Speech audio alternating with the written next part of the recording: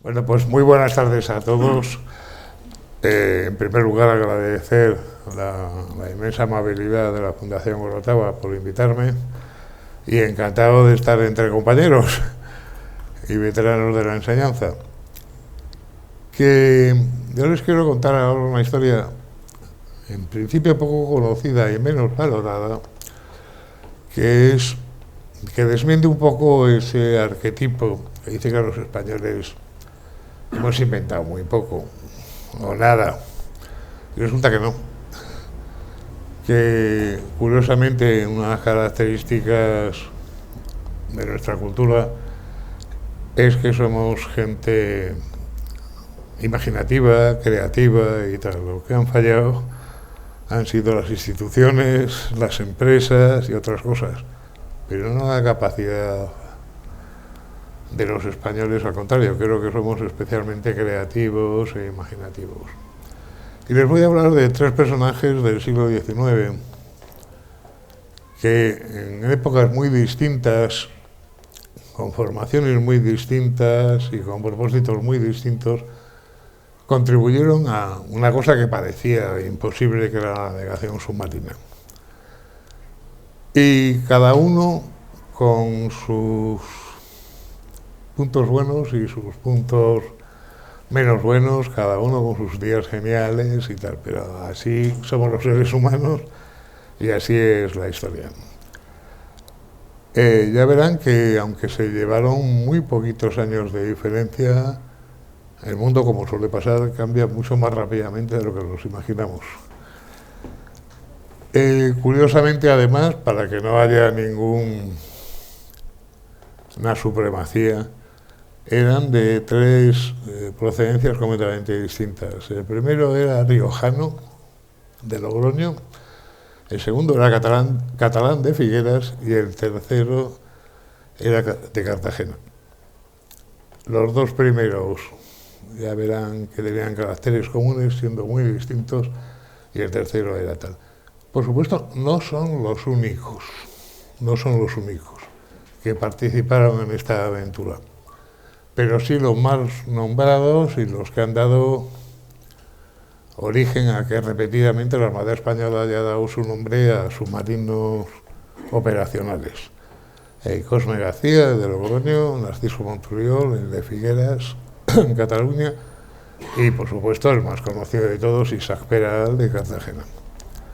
Y ya verán que lo curioso es que tanto ellos mismos como sus proyectos y sus épocas eran muy distintos. Por cierto, si alguien quiere profundizar en el tema, lo menos que podía hacer era dejar en esta institución mi último libro sobre el tema. He trabajado mucho sobre los tres, pero bueno, aquí hay un buen compendio sobre la figura de los tres. Si se fijan, hay 4 señores en la portada, pero el último, el cuarto, ya es cuando el submarino ya estaba consagrado y tal, y si acaso ideó algunas mejoras y tal. Lo fundamental son los tres precursores que pese a todos los mitos a favor y en contra, demuestran que los españoles han aportado a la ciencia y a la técnica mucho más de lo que parece. El primero es el menos conocido de todos. Tuve, de costumbre, como incomparecencia, sacó el Gobierno Autónomo de La Rioja una beca de investigación y no se presentó nadie. Me presenté yo porque me pasaron en contacto unos amigos y al final lo terminé haciendo yo, no por méritos propios, sino porque nadie se apuntaba. Cosme García, este señor, que lo vemos en la cima del éxito, era el hijo de un carpintero, que luego, como mucho, se puso a hacer guitarras, como algo especial. Este señor no tuvo estudios superiores ni tal, pero nació en 1818 y nació en una época en que todo parecía posible para la gente más humilde. Y él aprovechó las circunstancias. Y no solo en el tema de los submarinos. El tema de la navegación submarina llevaba un amplísimo desarrollo, incluso ya a comienzos del siglo XIX, y se había cristalizado en algo tan elemental como las campanas de buceo. Si tú metes cualquier recipiente boca abajo en agua, la presión del aire interior no deja que entre el agua. Con lo cual, los primeros aparatos submarinos se llamaban campanas. Eran para rescatar cosas en el fondo del mar de un barco que se hubiera hundido, entonces se metía la campana invertida con algunas personas dentro y recogían del fondo marino lo que encontraran. Esto está documentado desde los tiempos de Alejandro Magno. Y desde entonces pues había intentado mejorar y tal, pero no se había dado ningún avance real.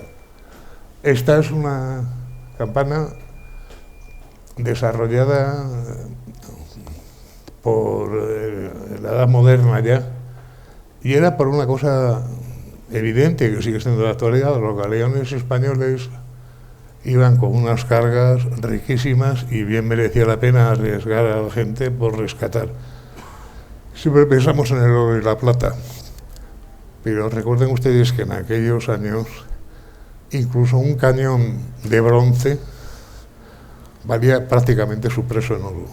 Rescatar el cañón de un barco que estuviera hundido ya merecía la pena.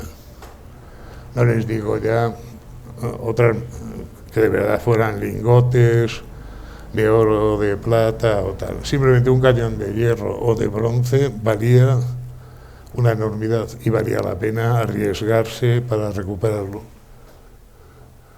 Esta es un modelo de campana un poquito más evolucionada, ven que lo lleva ya un vapor de ruedas, es del siglo XIX, pero la verdad es que, salvo que era más hermética y tal, no se había avanzado gran cosa. Este es un invento español que es muy gracioso. Fíjese, de 3 pisos, abajo es para las tareas, ven a la gente picando incluso, luego un segundo nivel para las herramientas y un tercer nivel para hacer el tratamiento rápido. Saben, en el momento que se saca algo hay que hacer un tratamiento químico para evitar que se degrade en cuestión de muy poco tiempo, para tal. Pero en el fondo seguía siendo el mismo principio y era simplemente rescatar un barco que va a donde se ha hundido el otro barco y que mata un recipiente. Pero claro, el problema era que no podía moverse. Fíjense que le han puesto unas rueditas abajo para poderse desplazar, pero en un fondo marino eso no es un sistema de locomoción. El aire a bordo se acababa prontísimo, era literalmente jugarse la vida de los que querían rescatar. Bueno, ¿y cómo consigue el éxito nuestro hombre, el hijo de un carpintero? Pues lo consigue con 3 sucesivas patentes. Ya desde hacía mucho tiempo en España existía una oficina, se llamaban privilegios entonces, privilegios de invención, que te daban derecho a cobrar unos rendimientos por tu aparato, por lo que fuera. Y curiosamente, Cosme García,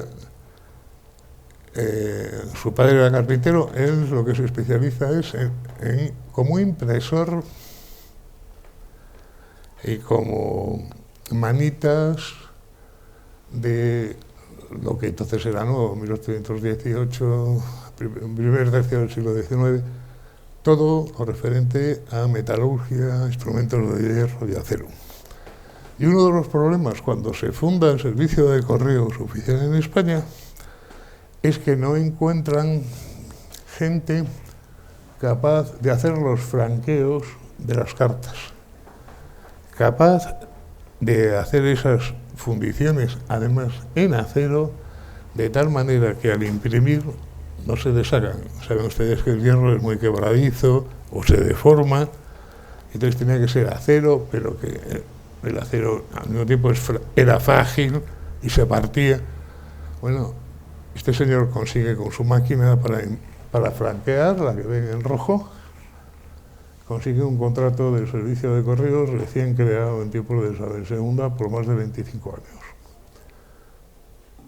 los primeros sellos de correos, sellos no el sello postal con la efigie, sino del franqueo, la máquina de franquear, con la cual recorre toda España enseñando su manejo y su conservación. Había empezado como impresor, pero donde consigue su éxito comercial y tal, y es una labor personal. Aquí ven otro, ¿ven? Logroño. Esta es una imagen de él, de joven, cuando había conseguido tal, pero lo que les digo, un hombre sin ninguna formación, prácticamente el artesano, que es también lo típico de la primera revolución industrial. La primera revolución industrial es básicamente la revolución del hierro como material para todo y de la máquina de vapor. Y curiosamente la protagonizan no la gente de las universidades, no los que se habían quedado atrás.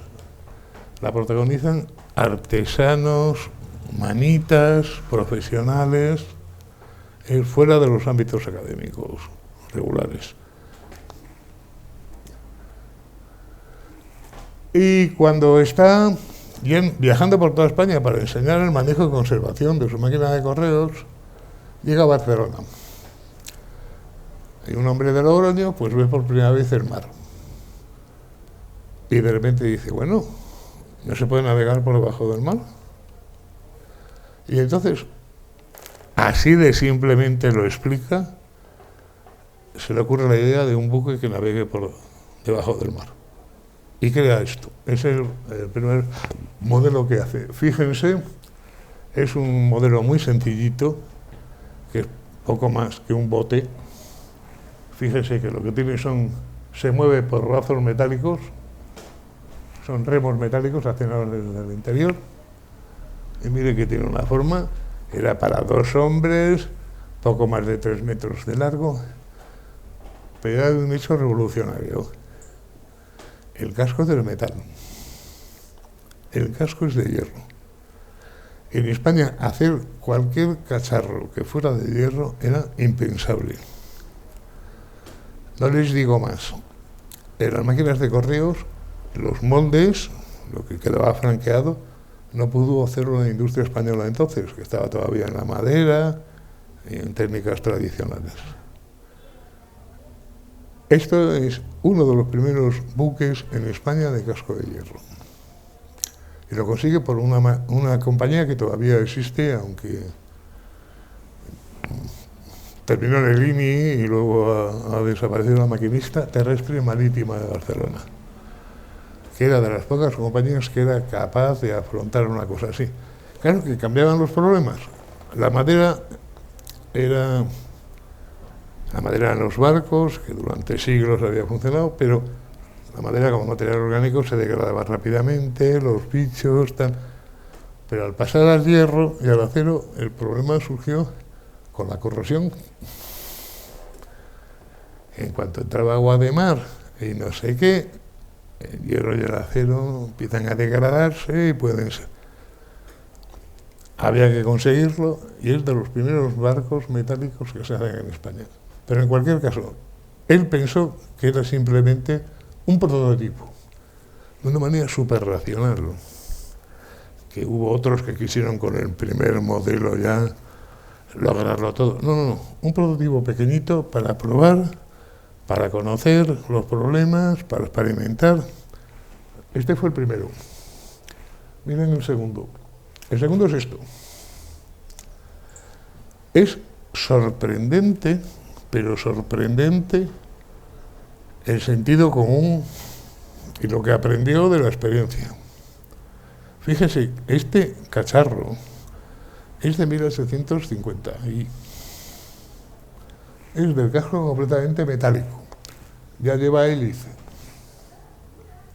Pero además, fíjense que las líneas generales recuerdan mucho a las de un submarino actual. Tiene torreta y las líneas son de barco, no de un cacharro redondo. ¿Por qué? Porque los submarinos, hasta la energía nuclear, son barcos que navegan mucho más por encima del agua que por debajo.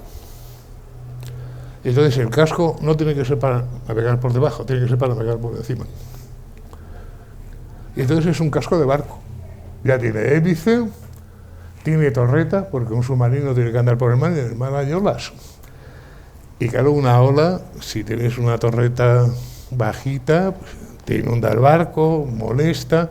No, él ya hace. Y una cosa sorprendente. Si se fijan, en la parte de delante tiene ahí unas rayas que son los timones de profundidad. Un submarino, al entrar en el mar, entra en un medio más denso que el aire y para hacer sus maniobras, por poner una comparación, es como un avión. Necesita mover esos que se llaman timones de profundidad e inclinarlos para que el submarino se sumerja. Y luego levantarlos para que el submarino salga a la superficie. Esto solo se ha descubierto en el siglo XX, pero este submarino ya lo tenía. De que los submarinos necesitan esos timones de profundidad para sumergirse y para salir a la superficie. Es algo sorprendente el sentido común, el sentido práctico de este hombre. Vamos a ver submarinos mucho más sofisticados y tal, y que sin embargo, las líneas generales del casco, una hélice, lo ven, tripala, por supuesto, ventanillas para ver, aunque debajo del mar, en cuanto un poquito crece la profundidad no ves nada, pues está todo oscurísimo. La forma de la proa y la propulsión, que es el gran fallo. El gran fallo es que en aquella época la única propulsión mecánica que había era la máquina de vapor. Y claro, en un submarino en inmersión no puedes tener una máquina de vapor porque lo que consigues es matar a toda la tripulación por falta de oxígeno. Y entonces la propulsión es humana, son gente moviendo la hélice, que claro es, pero hay una cosa muy curiosa, y lo que explica, aquí no se incluye que el barco llevaba un aparejo plegable para navegar en superficie, y luego lo plegaba para sumergirse, y sumergido pues tenía que ser por fuerza humana porque no había ningún sistema mecánico para propulsar un barco bajo el agua. Esa es una limitación, pero es que lo estamos moviendo en unos años en que no había otra propulsión que el vapor. Y claro, el vapor era imposible. Esa es la gran limitación.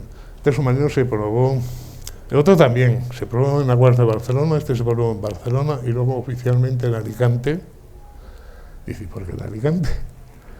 Por una cosa muy sencilla. Entonces Alicante era la única ciudad portuaria española que estaba unida por ferrocarril con Madrid. Era para que pudiera asistir la prensa, los políticos y que tuviera... Curiosamente, el siguiente también lo probó en Alicante, no porque Alicante fuera nada especial, sino porque era la única capital española unida a Madrid por ferrocarril y que hacía posible el viaje. Hay informes oficiales, todo el mundo le pone muy bien y tal, pero al final lo de siempre, no le hacen caso, le ponen la excusa de que en esos momentos, cuando hace la prueba oficial del submarino, estaba la guerra de África, la guerra de Marruecos, la de Pring y O'Donnell, y que entonces el Estado no tenía un duro para gastar solo en experimentos, y al final este barco, que ya era bastante más grande, era casi 8 metros, del cual hay pruebas hasta del comandante de marina de Alicante diciendo que funcionó perfectamente, que tal y que cual, terminó amarrado a Alicante y claro, pasados unos años le reclamaron que su barco estaba ocupando un muelle y que tenía que pagar. Como el pobre hombre había acabado en la ruina, no pudo pagar y le pidió a uno de sus hijos que lo llevara a alta mar y que lo hundiera. A los cazaminas de la Armada lo han intentado buscar con el sonar, pero no ha sido posible. También pasó una cosa, que Alicante ha sido un puerto que, por ejemplo, la guerra civil fue muy bombardeado, se hundieron muchos barcos y tal, y ahora Eso es buscar una aguja en un pájaro. Es una pena porque es el primer submarino español con mucho mérito, en algunos sentidos se adelantó muchísimo a su época, el fallo fue la propulsión. También es verdad que en sus últimos años dijo que tenía un sistema, por ejemplo, de renovación del aire interior, que ese es otro problema de los submarinos, cómo renovar el aire interior cuando está sumergido, y que tenía un sistema de propulsión, pero por desgracia mucha documentación ha desaparecido y a pesar de que la he buscado, pues no hay manera, y a pesar de que la familia me prestó muchas. Esto curiosamente es la patente francesa, ¿se habrán fijado? Que está en francés. ¿Por qué? Porque fue a Francia, cuando en España le dijeron que no, fue a Francia a probar. En Francia le dijeron que no, que tenían un proyecto propio. Es verdad que Francia, por hacer la oposición a los ingleses, que entonces tenían toda la industria, se dedicaba mucho a la experimentación en el siglo XIX, con tal de... Pero Napoleón III le dijo que no, que tenían un proyecto propio, el Plongeur, que se sumerge. Solo se les hundió 3 veces y en puerto. Tuvieron que dejarlo. Pero al España le dijeron que no. Es curioso, ya veremos que hubo más recorrido. Estas es un poco las características técnicas y tal. Si se fijan, lleva un peso central, que es una especie de peso de seguridad por si falla todo lo demás. ¿Cómo volvía a la superficie? Por supuesto, se hundía dejando entrar agua. A la superficie, pues a base de fuerza humana, a base de bombas. Y lo que ven en el centro del barco es un peso de seguridad. Si falla todo lo demás, soltar el peso y para que el submarino salga a la superficie como si fuera un balón. Pero Cosme García no se redujo a eso. Cosme García se interesó también porque había servido en la Milicia Nacional. Estaba en Logroño, un Logroño amenazado por los carlistas. Su familia era urbana y de artesanos, entonces eran liberales. Y entonces se acostumbró al uso de las armas. Y entonces la cuestión era conseguir armas que en vez de cargarse por la boca, fueran de retrocarga. Entonces, Cosme García llega a patentar hasta 3 modelos distintos de fusiles de retrocarga. 3. El primero se lo rechazan, fíjense, por ser demasiado avanzado y demasiado caro. Porque recuerdan ustedes que los fusiles de avancarga, los cartuchos eran de papel. Para cargar había que morder el cartucho con los dientes, vertías la pólvora en el ánima y luego metías la bola de plomo, apretabas, montabas el arma y disparabas. Este loco quería introducir los cartuchos metálicos con un fulminante en el culote y cuando el arma diera así, se produjera el disparo. El primero le dicen que no, que eso es una barbaridad, que qué locuras dice, en el Archivo Militar de Segovia. Y que además quería poner alza y punto de mira para que los soldados pudieran apuntar. Pero qué locura, pero ¿qué dice usted, hombre?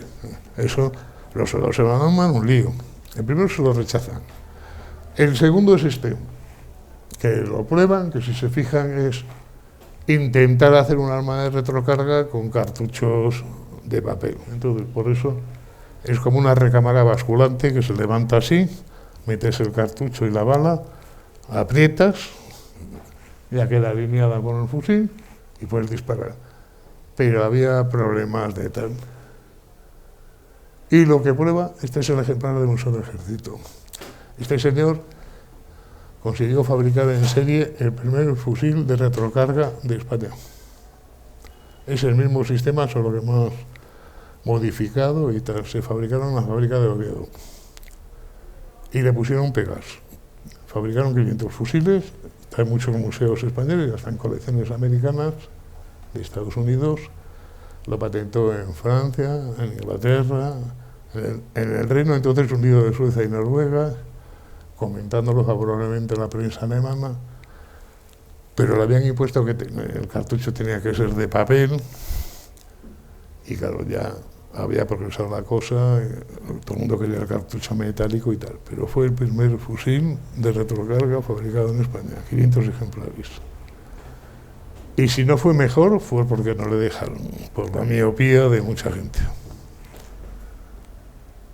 Estas, ¿ven? ¿Lo ven? Sistema García, debe ser un apellido alemán o inglés o algo así. Otra vista. Constan las pruebas que hizo en el polígono de tiro de Carabanchel. Bueno, los militares asombrados, disparando continuamente sin limpiar el ánima del cañón y tal, y no fallaba nunca, pero de siempre. En su lugar fabricaron otro fusil que hubo que cambiar al poco tiempo y comprar los primeros fusiles de retrocarga operativa del ejército español, que fueron Remington americanos. ¿Ven ustedes? Era, en vez de un tubito basculante, era un cilindro que giraba. ¿Ven ustedes? La recámara tiene como un cilindro para que ajustara mejor y evitar los problemas. Bueno, este es el señor ya mayor, más mayor, y este es el primer submarino, de los primeros submarinos que tuvo la Armada, que llevó su nombre, porque al final, aunque demasiado tarde, se reconocen los méritos de la gente. Esto es que, curiosamente, este señor que tanto hizo por el servicio de correos, luego, posteriormente, se han hecho como homenajes por el servicio de correos, y nadie recordaba que este señor, además, había diseñado la primera máquina de franquear cartas de la historia de España, que estuvo en servicio más de 25 años.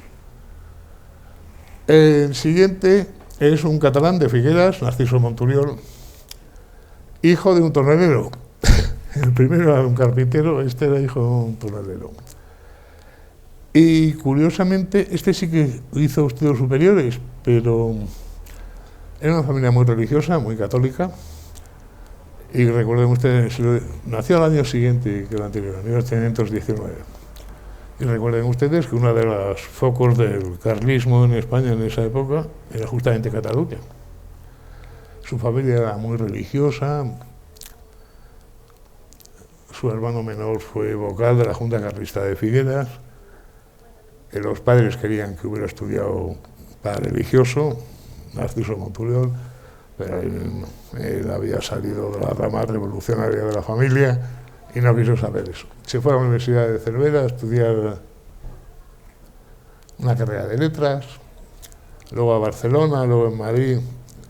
Teóricamente iba a hacer derecho, y al final no terminó ninguna carrera. Él lo que era un publicista del socialismo utópico, de la democracia, republicano, muy radical, muy moderno. Incluso con ribetes de socialista utópico, claro. Está en alguno de los proyectos estos de montar colonias ideales en Estados Unidos. Pero este señor,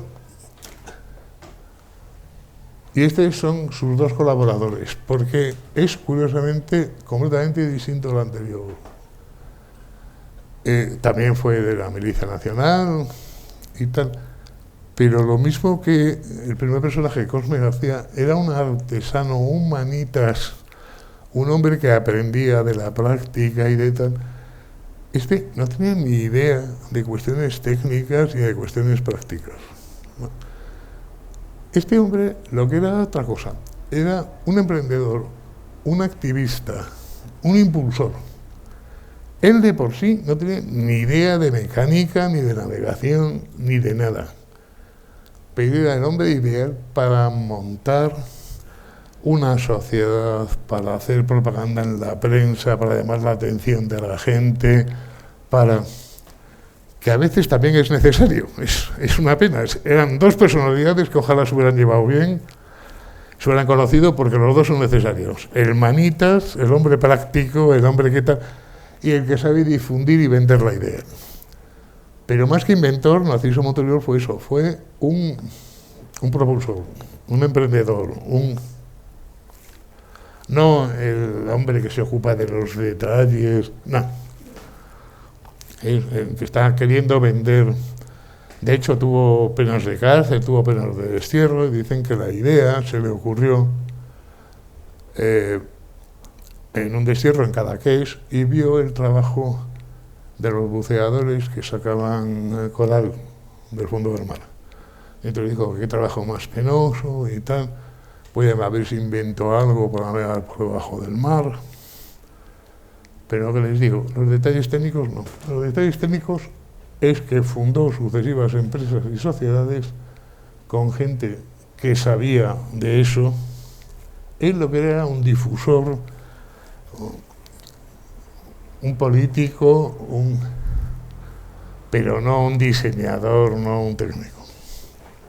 Entonces, con estos hombres, para ayudarle, pues, pone en marcha su primer proyecto. Su primer proyecto es el Ictinio.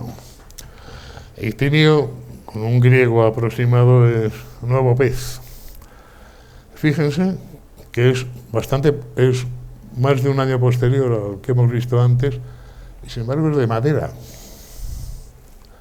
Que es, claro, los técnicos que había buscado eran los técnicos que entonces había. Un barco metálico les parecía algo. Pero imagínense un submarino de madera. He contado que el metal tiene el problema del hierro y el acero tiene el problema de la corrosión, pero un casco de madera que además tiene que soportar presión del agua, imagínense, las filtraciones tenían que ser tremendas, y en general todo. Era muy ingenioso, pero era lo más que se podía dar con la técnica antigua, de que sus colaboradores no llegaban a más. Y llama la atención porque también se construye en Barcelona, pero lo construyen de madera, mientras que Corne García lo había construido ya en metal. Pero claro, debió ser más barato, más hacedero hacerlo en madera. El Ictinio, el barco pez, que teóricamente para la recolección del coral, que es un barco muy pequeñín, que también funciona a mano, y que, bueno, que además tuvo problemas en la botadura, se rompieron cosas, o sea, quedó más en un intento, pero lo bueno de Montolero es que sabía difundir muy bien sus ideas, sus hallazgos, y lo que pasa muchas veces con las fuentes, que a veces es muy difícil distinguir entre la realidad y lo que realmente consiguió y lo que se proponía hacer, porque claro, siempre hincha mucho las cosas. Que es eso todos los problemas, claro, es que la gente te cuenta una historia y luego, mientras que Corne García era un pobre hombre que apenas escribió nada, y entonces no sé, lo único que se sabe es los pocos documentos que han quedado. Pero Montolero sabía vender sus cosas. El problema es saber hasta realmente dónde llegó. Y muchas veces te das cuenta de que infla las cosas. Esto es una reconstrucción que existe en el Museo Marítimo de Barcelona, a escala y tal, pero vamos, fíjense, está al aire y miren cómo están las maderas. Imagínense esto sumergiéndose en el mar. Con una torreta pequeñita, la propulsión sigue siendo humana, de gente que mueve la hélice y tal, pero la verdad es que este es otro modelo que saca después, cuando se da cuenta de que con la recolección del coral no va a conseguir muchos apoyos oficiales y tal, y proyecta un Ictinio de guerra. Un Ictinio de guerra que es mucho más grande, es mucho más potente y que tiene como armamento, se ve en la torre, ha crecido mucho, una torre redonda, con algunas cosas por delante, pero la torre redonda es con cuatro cañones, una torre de monitor. El monitor era un buque blindado de la época, que llevaba una torre redonda que giraba con cañones y tal, no lo típico de los barcos antiguos, que llevan los cañones fijos en los costados. Pero dices, un submarino para que dispare cañones, en fin, no parece muy... Con muchos aparatos, crea sucesivas empresas, por ejemplo, la navegación submarina, promueve campañas de prensa para suscripciones nacionales diciendo que esto es el futuro de España, que así España va a tener un arma secreta con el cual va a poder vencer a cualquier potencia, que así vamos a tal. Y este es el segundo modelo, el de guerra quedó sin hacer, el segundo modelo, el Victinio II, es este, que también está reconstruido en Barcelona, y que en el fondo no es más que el primero perfeccionado. La gran novedad es que intenta crear un sistema de navegación mecánica que funcione tanto en superficie como en inmersión. ¿Cómo? Bueno, en superficie es una máquina de vapor y en inmersión era teóricamente una máquina de vapor, lo que se está intentando hacer ahora, que combinando los combustibles, que en vez de producir CO2 o CO, produjera oxígeno, que fuera respirable para la tripulación. Claro, eso es meter unos componentes complicadísimos que en inmersión pueden nunca funcionar efectivamente. La idea era buena, pero no la llevó a ningún lado. Estos son los cortes. Otra gran idea fue el hacer los submarinos de doble casco. Uno interior, que es donde vive la tripulación y tal, y otro exterior. En el intermedio entre los dos va el agua, el lastre del submarino. Que eso es una cosa que llevan todavía los submarinos actuales, el hacer el doble casco. Uno exterior y otro interior. En el intermedio entre los dos va el agua, que es el que sirve de lastre. Por comparación, en la misma época, un señor alemán, un tal Wilhelm Bauer, proyectó un submarino. Este señor es reconocidísimo en Alemania. Hay un submarino hecho monumento en Alemania, es el inventor del submarino, era alemán. Probó 3 submarinos, los 3 se lo hundieron en pruebas, pero era alemán. Ya saben. Por cierto, era sargento de artillería, no era más. No era ningún diplomado por Leipzig, ni por Hamburgo, ni por Berlín. Y los 3 submarinos que probó, los 3 se lo hundieron. Por cierto, el último era para el zar de Rusia. Pero también se lo han perdonado. Este era el monstruo que había hecho. Rescataron esto del fondo del mar, que fue el primer submarino que construyó, porque fue en las pruebas y hundirse como una piedra. Pero luego, mucho después, mandaron dragas, sacaron el submarino, lo tienen convertido en monumento, en un museo, porque es genial de la muerte.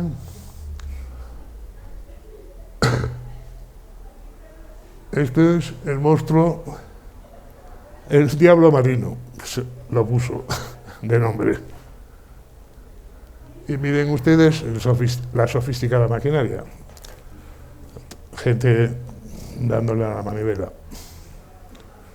Pero da lo mismo. Este es otro submarino de la misma época, el primer submarino moderno, primer submarino que hundió otro barco de guerra, un submarino americano, de la Confederación de Estados Unidos del Sur, el Hanley, que curiosamente hace muy poco tiempo lo han rescatado del fondo de... Estaban ahí todos los tripulantes muertos, porque puso un torpedo de botalón, que era una carga con una pértiga en la punta, hundió un barco de la Unión, pero en la explosión sumergió al submarino y se hundió como una piedra. Estaban todos ahí conservados. Toda la tripulación, y hasta los relojes, los lápices, todo lo que llevaban. Hicieron un acto y tal, pero era eso, un submarino que funcionaba a mano, miren ahí a los pobres dándole, y todavía más anticuado y más primitivo que los modelos que les enseñan los españoles. Esta es la visión en superficie.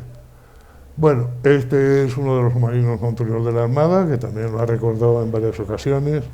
Los que se están construyendo ahora llevan también los nombres de Cosme García y de Monturiol. Y el primer submarino moderno y eficaz fue un chico de Cartagena que se llamaba Isaac Peral y que era hijo, para no seguir con uno de un carpintero, el otro de un tonelero, este era hijo de un suboficial de la Armada. Y además era el segundo hijo. Al primero pagaron los estudios como pudieron, el segundo, que era este, quería ser oficial de la Armada, pero no había manera de pagar los estudios. Al final se arregló, me arregló con una beca y tal. Y luego el tercero. Fueron los tres chicos de la familia Peral. Los tres fueron oficiales de la Armada. Incluso muerto su padre, que murió en Cuba, en la primera guerra de la independencia cubana, de fiebre. Y los tres fueron oficiales de la Armada. El primero, el mayor que Isaac, un señor que curiosamente intervino en la investigación del hundimiento del Maine, el jefe de la comisión española que investigó que fue un accidente, no fue en absoluto un atentado, está clarísimo.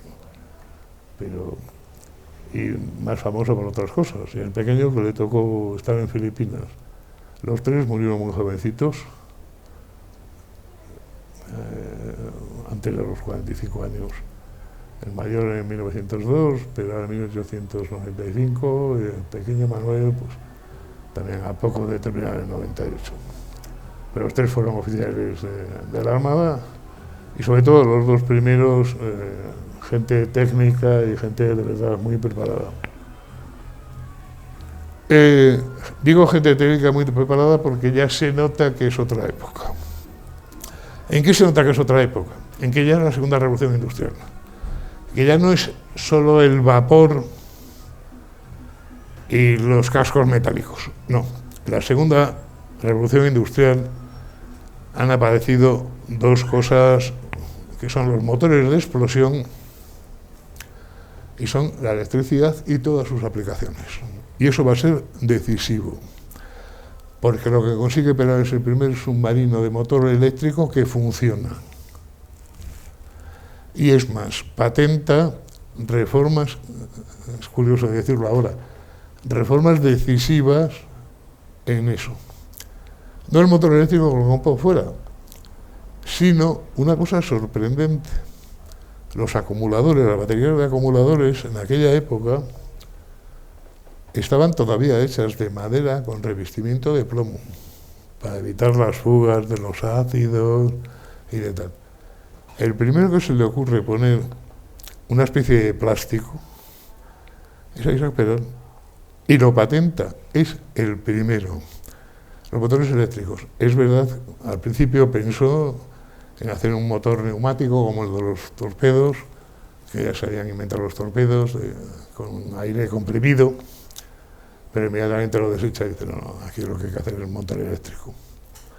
Entonces, claro, un motor eléctrico, para alimentarlo tienes que poner baterías de acumuladores. Y es el primero que pone un derivado del caucho, la ebonita, que es un caucho tratado con azufre como aislante. No madera.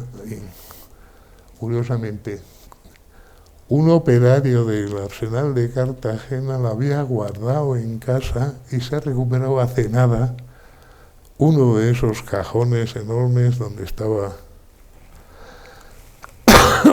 Bueno, esto es otro invento de Peral, el que inventa el periscopio. Pero no es un periscopio de visión directa, es un periscopio de que te lo proyectas sobre una mesa. ¿Me entienden? La imagen no va directamente a los ojos, sino sobre una mesa. Y sobre ahí, que está milimetrada y tal, que es algo imprescindible en un submarino para saber por dónde va y qué es lo que hace. Pero hay más inventos. Por resumir, bueno, todos esos cuarterones que ven ahí, es que claro, un submarino lo primero que tiene que llevar es montones de paneles para llevar los acumuladores, las baterías de acumuladores. Es ahora, y fíjense, lo que tiene que llevar cualquier cacharro eléctrico es el principal problema. ¿Dónde almacenar la electricidad?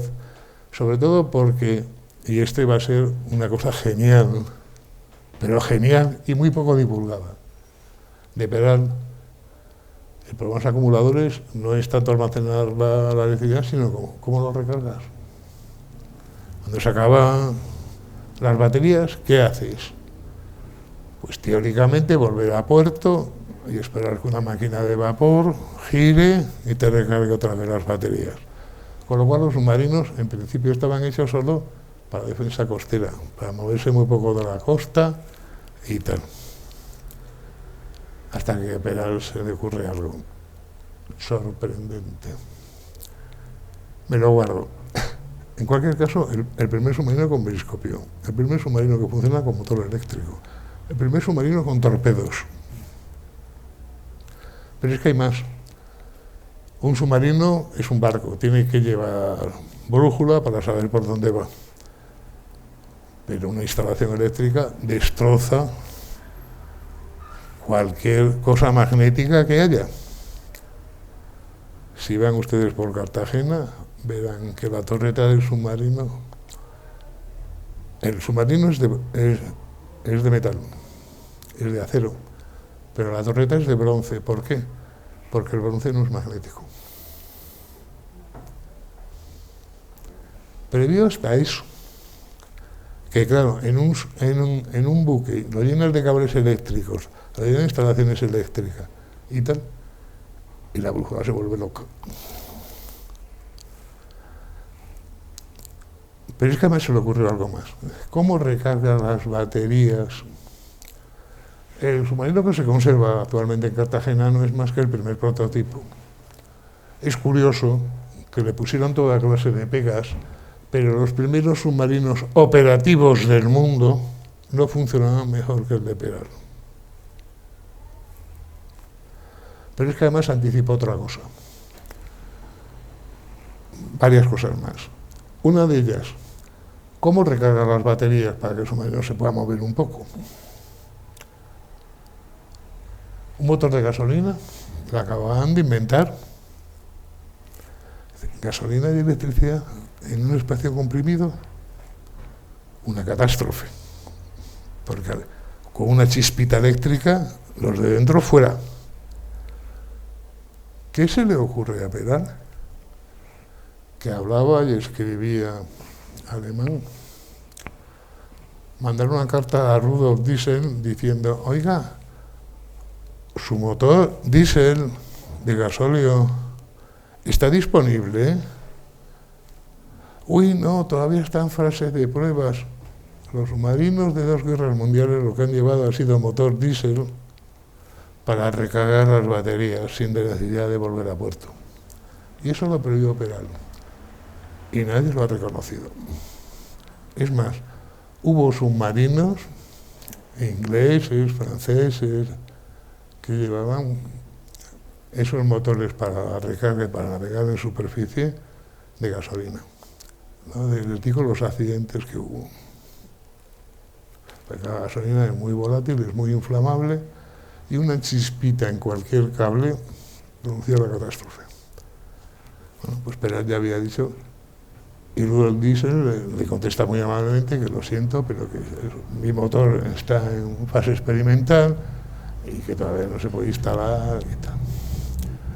O sea, para que vean, aquí en España se le rechaza, pero esta es la botadura del submarino, el público, pues entonces se desbordó la alegría pensando que España podía tener un arma secreta, que podíamos recuperar el prestigio mundial, que tal y que cual, pero se cometió un error terrible.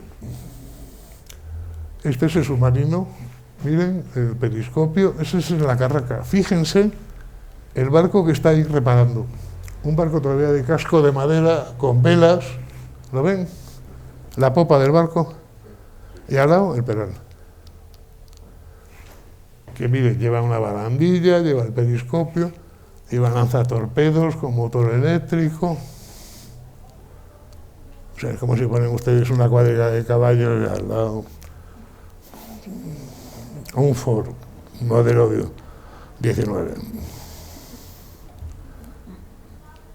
Pero no nos damos cuenta, no sabemos valorar lo nuestro.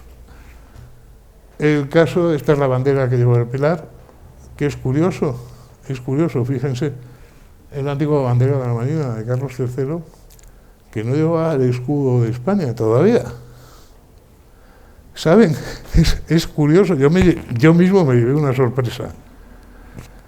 La bandera primitiva y la bandera de la Armada y luego después del país, hasta de la Primera República, era esta, con el escudo del Castillo y del León.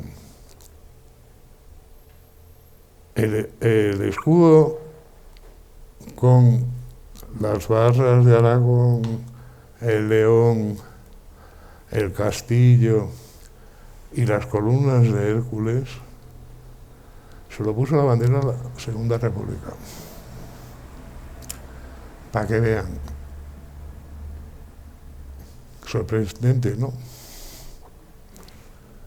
Toda la vida riéndome de lo del plus ultra, que si Franco, que si los ultras, y resulta que eso lo había añadido a la bandera con lo del morado, que fue un error, la Segunda República. Bueno, por supuesto, la imaginación se despertó. Aquí ven a su submarino Peral hundiendo con torpedo a un barco enorme y tal. Las medallas que le dieron a Peral antes de morir. Un torpedo de entonces y un busto de Peral en el Museo Naval de Madrid. Todas las revistas y publicaciones haciéndose eco del genio. Los oficiales que le ayudaron, las charreteras y el sable, una maqueta de submarino, si se fijan otra vez todos los estantes para poner los acumuladores de baterías. Y luego una de las cosas, aquí está la razón última por la que a Peral terminó pidiendo la baja de la Armada y muriendo de cáncer muy poco después. Murió de cáncer por una tontería, entonces no sabía. Le tocó servir en Cuba, en Filipinas, y en Filipinas le salió un lunar verrugoso.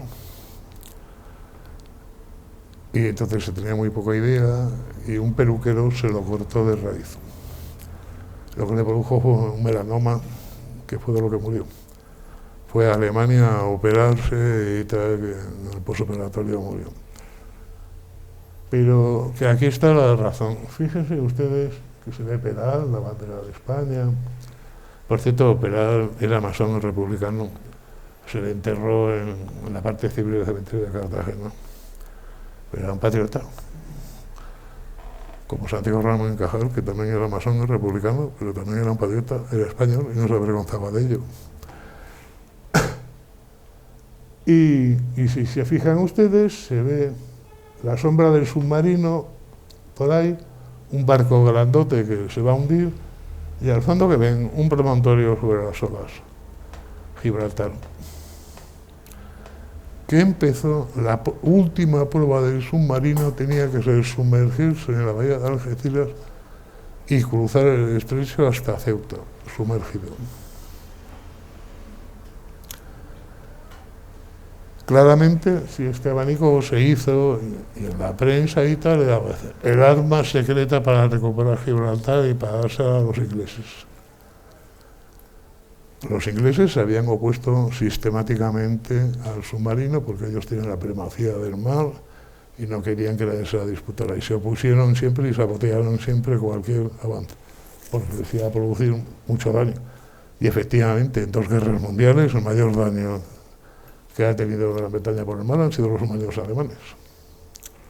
Entonces, ellos se negaron siempre a investigar submarinos y a que los investigaran otros. Entonces, una comunicación, es muy difícil probarla documentalmente, una comunicación del gobierno británico diciendo que toda la prensa española diciendo que el submarino de Peral va a ser el arma secreta para recuperar Gibraltar y para fastidiarnos. No. Cualquiera le decía que no al Imperio Británico de la Reina Victoria. Y esa es la explicación última. Aparte de las envidias y aparte de todo lo demás. Pero la razón sería esa. Los ingleses se mosquearon mucho con la prueba del submarino buzón del Estrecho de Gibraltar, con dibujos como este de que un submarino de Peral hunde un acorazado frente a Gibraltar, y dijeron que nos olvidáramos del asunto. Y nos olvidamos por la cuenta que nos trajo. Lo cual no impidió, pero está claro que esa es la explicación última. Aparte animosidades personales, aparte triquiñuelas, que a veces se nos olvida que no estamos solos en el mundo, que hay mucha más gente que decide por nosotros y que nos dice lo que está bien y lo que está mal. Y el caso de Peral es uno de ellos. Bueno, lo curioso es que ya ven, en dos épocas muy distintas, tres españoles también muy distintos demostraron estar a la cabeza de la inventiva y de la técnica de su época. En el caso de Peral, perdón, en el caso de los dos primeros, Cosme García y Monturiol, era el principio de la revolución industrial en España, que fue retrasado y tal. Pero el caso de Peral es más sintomático porque es toda una generación de españoles de un lado y de otro que está en ese momento luchando porque España recupere el puesto entre las grandes naciones europeas y del mundo. La generación de Peral es la generación de Cajal, es la generación del primero de los doctores Barraquero, los oftalmólogos, del doctor Ferrán, de marinos como Bustamante, el inventor, Joaquín Bustamante y Quevedo, el inventor de la primera mina submarina española, introductor de la electricidad en España, las primeras redes telefónicas españolas, las primeras redes eléctricas españolas, las montó él. Por cierto, pero cuando se enteró de Armado, los poquitos años que vivió, creó una empresa de electricidad para hacer instalaciones eléctricas. Y así, Bustamante, que les he dicho, el de la mina, Bustamante era primo hermano de Leonardo Torres Quevedo, criados en la misma casa de Cantabria, de Santa Cruz de Icuña. Y Torres Quevedo, ¿sabe?, desde los dirigibles hasta los primeros cerebros electrónicos, hasta lo que quieran ustedes.